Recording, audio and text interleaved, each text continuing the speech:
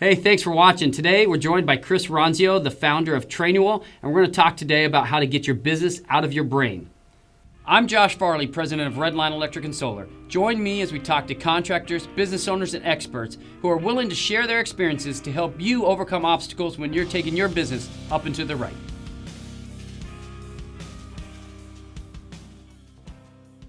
All right, thanks for being here. I appreciate it.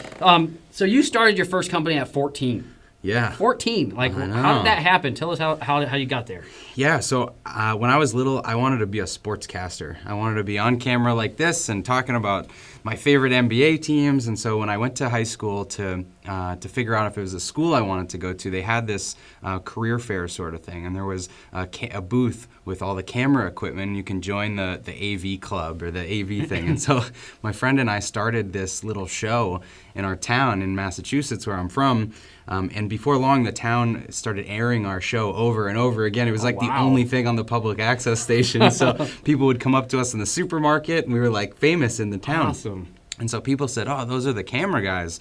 Could you tape my grandpa's 80th birthday party? Or could you tape my cousin's bar mitzvah? And so we started getting paid for this video stuff. And as a 14-year-old, that's a few $100s was a lot of money. Wow, so that really got to come. You're rich. Yeah, for sure.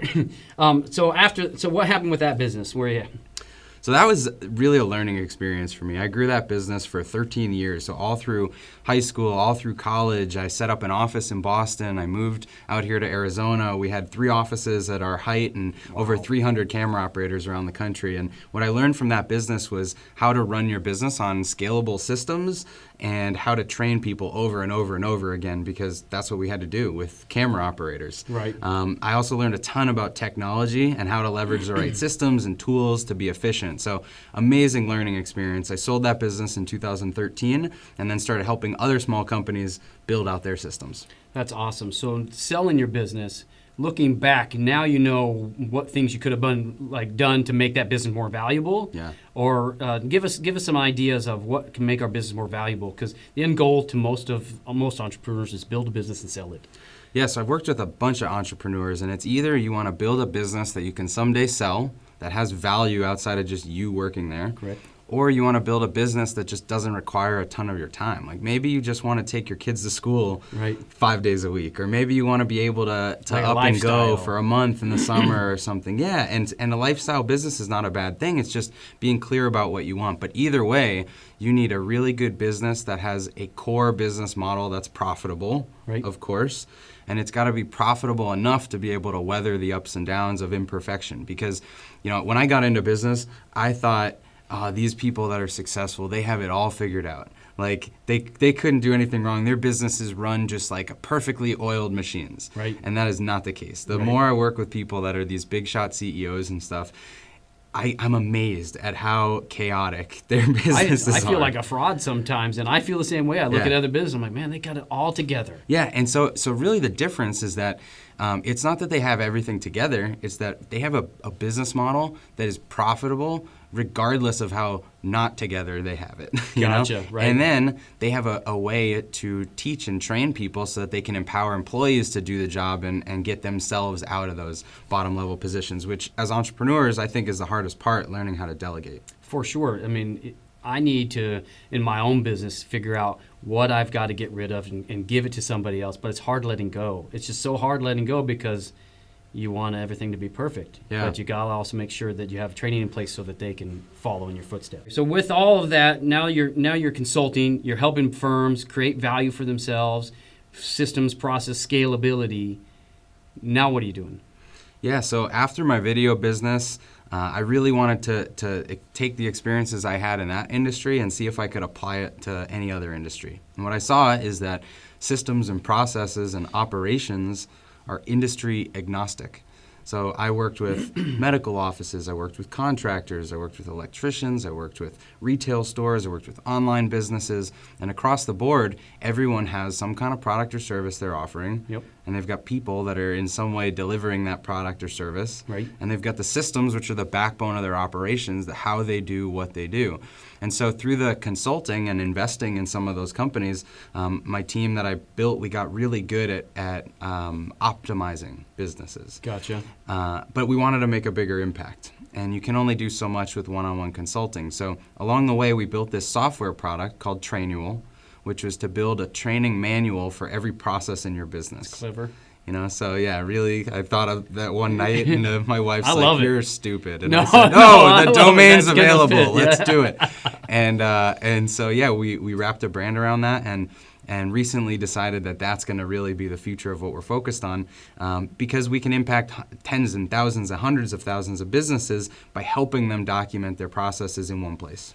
Well, I mean, it's amazing to me how many processes that I didn't have documented, and I would find these processes out when employees would leave. They'd leave, and I'd be like, "Oh crap! Well, how did he do that? How did he do this? Or what was their responsibilities? And then how do I portray that to the new guy coming in? Yeah. And I don't have the time.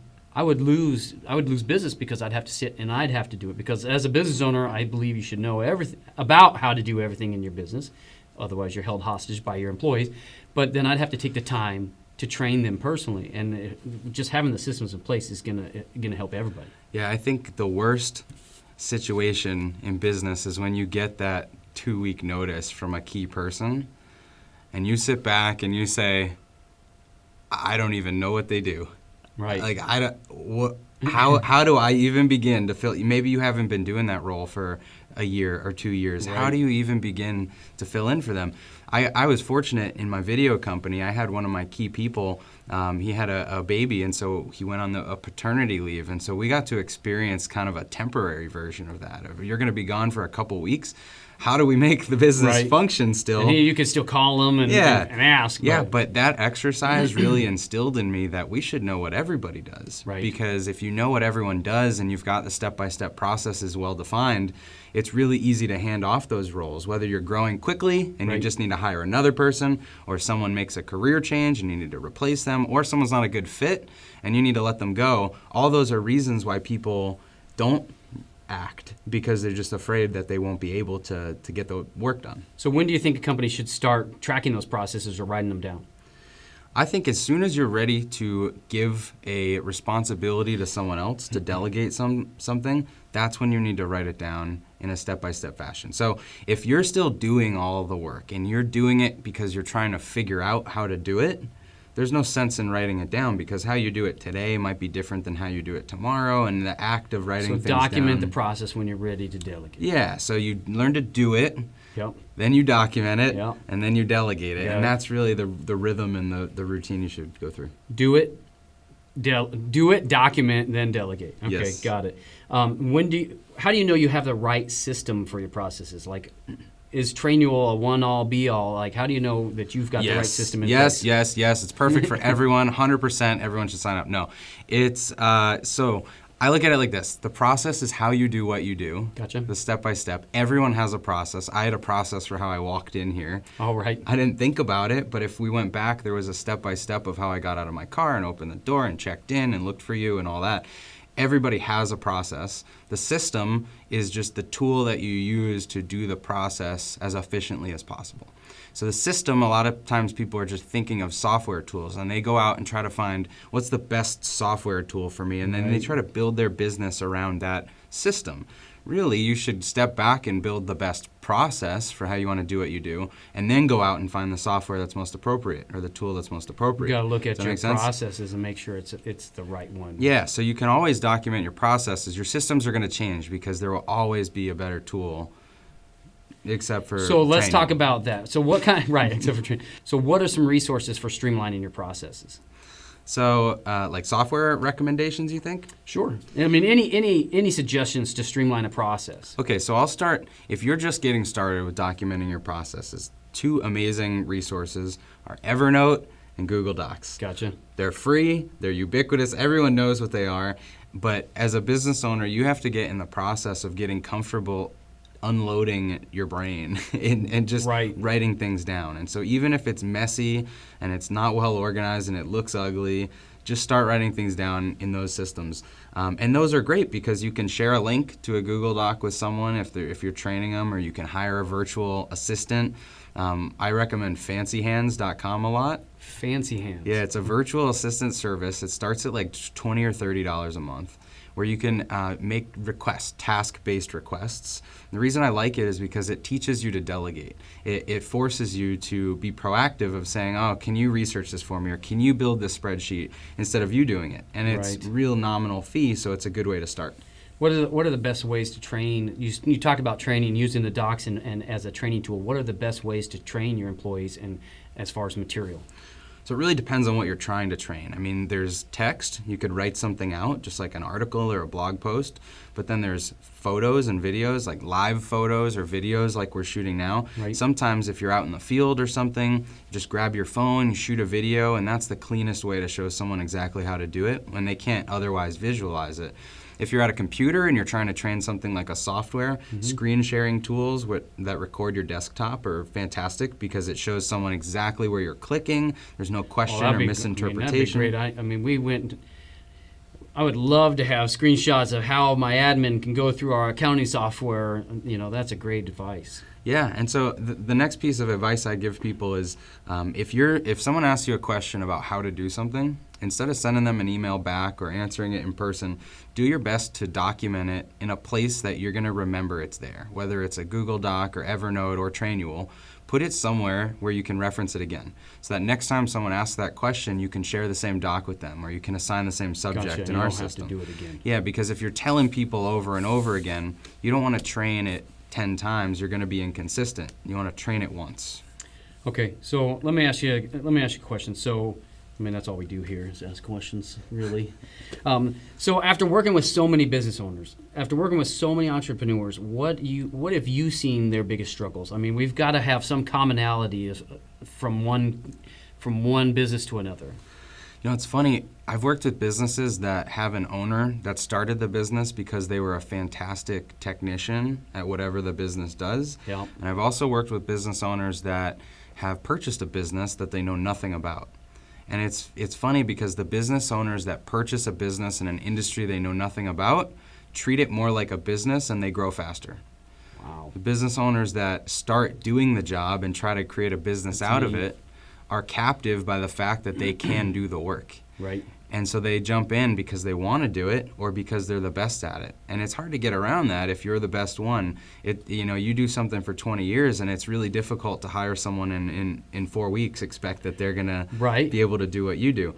So learning to delegate and learning to break out responsibilities into tiny chunks I think is a challenge for a lot of people. And if they can't do that successfully, they end up micromanaging, which isn't good for anyone. So how would I know when to delegate something? So what I always say is look at your calendar. Do you keep a calendar right now? So Google Docs or Outlook, Google Calendar. Most people treat their calendar looking forward. They say, I've got to show up for this meeting. I've got to go do this. I got to go do this. I say look backwards at your calendar and adjust it for what you actually did. Because then at the end of the week, you'll have a really great log of everything you spent time on. And then you can be more objective about saying, wow, look at the 10 things I shouldn't be doing that I just wasted 20 hours of my week doing this. I think that's the place to start, because then as the business owner, you can pick out those things and quantify them and say, this is how many hours this takes me. Why don't I hire someone part-time? Or why don't I find someone virtually that can do this? So I color code my Google Calendar to certain aspects of my business so I can see where I'm spending my time. But looking back, that would be a great tool for sure. Especially after it's done, you know exactly who could have handled it besides you. Right. So that's great. Let's talk about software. So you were in consulting, and you saw a need. You started to develop a software for your industry in consulting. So I think that's a tip that all business owners have heard. Hey, if you want to expand or you want to grow, look at a need for your specific industry and start developing something to help that industry. So I've looked at that before. Now let's just think about software. How long did it take you to develop a software? As a business owner, somebody that's looking to help his industry, what kind of time frame are they looking at? So I love the scratch your own itch thing. And I think the most successful businesses solve a problem for themselves, but then recognize it's a problem for a lot of people. And I think you can go down a really black hole of spending if you find a problem for yourself that isn't a problem for a lot of people. Right. And I did that in the video company. I spent over $100,000 trying to build a tool that no one wanted. Right. And I just had to eat that. It was terrible. Right. But with the newer business, the software, the consulting work we were doing, I worked with almost 150 companies one-on-one, and I saw this need pop up over and over and over and over again, and that's when I built it. So I think first, make sure there's a real market need, Right. and not just for yourself. Because you can scratch your own itch, but if you do it with custom software and you're your only customer, right, it's going to cost you a lot of money. It might be expensive. So when we went down the custom software route, first we started doing it for our consulting clients. So we dipped our toe in to learn the software process, and we started building our team, hiring developers, hiring designers, and we learned a lot about the process. So when we were ready to really build out our own software, start to finish, Right. it was about a 6 to 9 month process. So it can be more than that, it can be shorter than that. It really depends on what you're trying to build. You do that in-house, or do you outsource that? I mean, I'm not familiar with how softwares are built, You can do it either way. So there's a lot of software agencies, or Upwork.com is a great tool for finding reasonable developers around the world. Gotcha. So early on, we did a lot of that. Then we started hiring people as full-time resources, whether they were local or overseas. We would commit to their full-time salary. Gotcha. And then you get more consistency in terms of the people you're Gotcha. working with. Okay. So let's looking at all the other businesses you've helped. How many of those businesses have you helped get to a level where they sold? I think out of the 150, we've had 14 sell. What do you think is the number one thing that a company should do to raise the value if they're trying to sell their business? So as an entrepreneur, I thought about this the other day, actually. Imagine building a house, and you've got your construction crew, and you guys all build a house, and then the house is done, the family buys it, and the entire construction crew has to live there forever. And you can't go build another house. Right. Right? That's kind of what it's like when you build a business that's based on the people, and you have to Right. sell your whole company, and you're locked in it, and your people are locked in it, and they want a 3-year commitment from you to be Right. stuck in this house that you built. The family that bought it is like, I didn't know, pick these. right. I don't want these people here. And the people that are there are like, I didn't know I was going to be stuck in this house. When you've built that team, you want to take that team to build your next house or your next business, because Right. you've developed like this cohesive way to work together. So I think the best way to raise the value of a business is to build a business that is so based on the systems and not the people that someone else could buy it and plug it into their company without blinking. Right. And the only way you can do that is by documenting what you do. And so that's why we're going so far down this path. Gotcha. And Trainual is a great tool for that. Thank you. From what I see. How do you value a business? Have you seen any guys value? I mean, how would I value a contractor company? Like, how would contractors know what their business is worth? How would you value a car? What do you think? I mean, I know that the sticker price is here, and the minute you drive off the lot, it's here. Yeah, but if you're selling a used car or a piece of equipment, I mean, there's a couple ways you'd think about it. First, what's the market say it's worth? Right. So you go to Kelley Blue Book or something and see what cars like that have sold for that are about the same age, about the same quality. That's the same with a business. There's like a market value where certain businesses and certain industries will sell for so much. And then the next thing is, what's it worth to me? So if I'm in a desperation and I need a car because I've got to get to California right now, I might be willing to pay a lot more for the car that you have in front of me than I would be if I could shop around for 6 months. Gotcha. So when you're buying a business, it's the same thing. You've got this market value, which is based on the industry, but then you've got this demand-based value, which is if there's a synergy between the company that's acquiring the business, because whatever, you've either got the ways of doing things or cool products or something that they can just plug in and make a boatload of money on, then you'll see crazy valuations that as an outsider don't make sense. Right. But to the person in the transaction, they said, I just need this done. Right. So the way you value things is so subjective based on the situation. Gotcha. Well, that's good. I mean, that's good information, because I don't know how. I mean, I've heard all sorts of things, 3 times the net, 50 times. I mean, there's benchmarks. But, right. Yeah. It's definitely. I mean, it's worth what somebody's willing to pay. It depends what you want to use it for. If you're taking over a business and it's going to be a lifestyle type business for you, you want to look at what the owner of that business is paying themselves for a salary and what they're making as after-tax income. Right. And then you can package that together and say, well, I'll buy this thing as an asset, and I'm willing to pay 3 times that because I'll make my money back in 3 years. Gotcha. And so you just think about how long are you going to work in that business, what makes sense, and that's I think where those numbers come from. Right. But there's so many situations that could change that. Yeah, I'd want at least a 20% cap rate on mine. That's for sure. Okay. Hey, how do you like being a business owner? Oh man, what else is there? Would you ever go back? You ever think about giving up? No, I don't think I would ever. I've never done anything else. I've never had a job. So Since you were 14. So Right. I love what I do. I think it's building a business is the best work experience you can get. Right. So even if it doesn't work, you can always fall back on a job, and you'll be the cream of the crop. You might be unemployable because no one wants to be your boss, Right. and you don't know how to play nicely with others. But in terms of your skill set, you could always be a freelancer or a Right. consultant and Gotcha. figure out how to make money. So I'll always make money for myself. That's awesome. Yeah. Anything we missed? Anything you want to cover? No, it's been great talking with you. And Yeah, I appreciate you coming in. How do we learn more about Trainual? So Trainual.com, just like training manual. And we actually have a special deal for anybody that's watching the podcast. Great. If anyone wants to check it out, just go to Trainual.com. Any plans, sign up, and enter the code up and to the right. During checkout, you'll get 50% off your first month. So Awesome. give it a try. Let us know what you think. Sounds good. Thanks for joining us. See you guys next time. Hey, thanks for tuning in. If you like what we're doing here, subscribe to our podcast at iTunes, Google Play, or Stitcher, and to our YouTube channel to see more episodes. Go to upandtotherright.org to get all the links.